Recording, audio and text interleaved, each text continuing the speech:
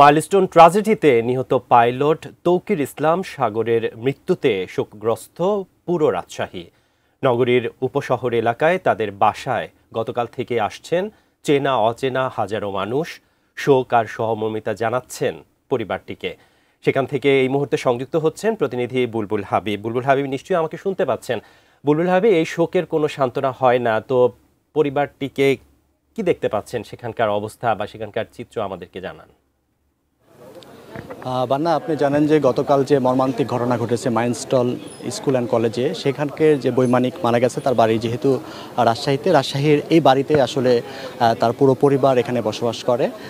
যেহেতু কালকে বিমানযোগে তাকে ঢাকায় নিয়ে যাওয়া হয়েছে তার পরিবারের সদস্যদের, আজকে কিন্তু এই পরিবার এখনও এই বাড়িতে তার নিহত বৈমানিকের যে আত্মীয়স্বজন তারা কিন্তু এই বাড়িতে রয়েছে এবং আজকেই আসলে দুপুরের দিকে বৈমানিকের মরদেহ আসলে বিমানযোগে রাজশাহীতে নিয়ে আসা হবে এবং রাজশাহীতে সমাধিস্থ করা হবে, এমনটি আমরা জেনেছি। যেহেতু আসলে পুরো রাজশাহী জুড়ে শোকের পরিস্থিতি বিরাজ করছে এবং নানা শ্রেণী পেশার মানুষ আসলে বাড়িতে আসছে, শোক সন্তপ্ত পরিবারের সাথে কথা বলছেন এবং সান্ত্বনা দেওয়ার চেষ্টা করছেন। তো আমরা একটু তার নানা রয়েছে আজিজুর রহমান, তার কাছ থেকে আমরা একটু জেনে নেওয়ার চেষ্টা করব। তো আপনি যদি একটু বলেন যে মর্মান্তিক ঘটনা ঘটে গেছে আসলে সেই ঘটনায় আসলে মরদেহটা কখন নিয়ে আসা হবে, কোথায় দাফন করা হবে, আপনারা পরিবারের পক্ষ থেকে কি জানতে পেরেছেন? আচ্ছা, এখন সর্বশেষ যে খবর জানা গেল তাতে আড়াইটা নাগাদ এখানে ল্যান্ড করবে।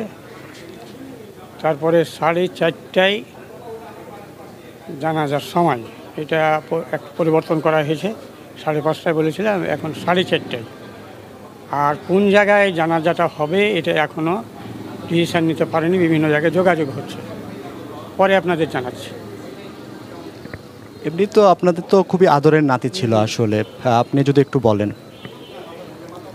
আদরের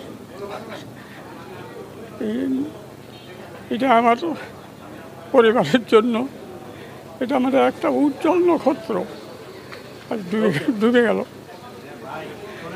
আমি আপনাদের মাধ্যমে দেশবাসীর কাছে আমি দোয়া চাই, আর এই দুর্ঘটনায় যারা প্রাণ দিয়েছে তাদের জন্য আমি দোয়া কামনা করছি আপনাদের মাধ্যমে দেশবাসীর কাছে। তারা করে আল্লাহ এই তাদের শোক শক্ত পরিবারকে যেন আল্লাহ সবুর ধৈর্য দান করে এবং তাদের পরকাল শহীদের দরজা দান করে, এটি আপনাদের মাধ্যমে আমি দেশবাসীর কাছে কামনা করছি।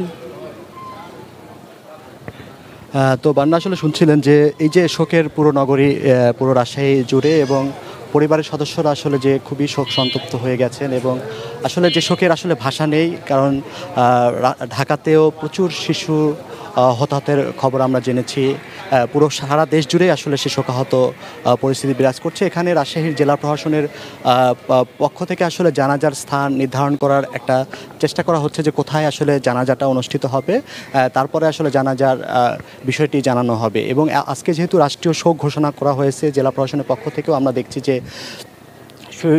শোকের মানে দোয়া মাহফিলের আয়োজন করা হয়েছে এবং নানা ধরনের কর্মসূচিও তারা পালন করছে।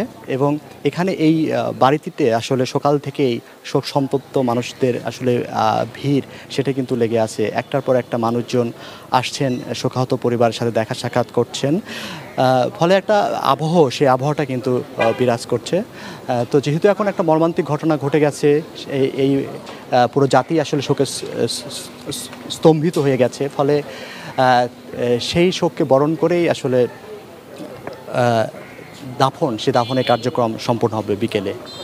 তো বান্না, এই ছিল এখান থেকে যে নগরী জুড়ে শোকের আবহাওয়া বিরাজ করছে তার খবর।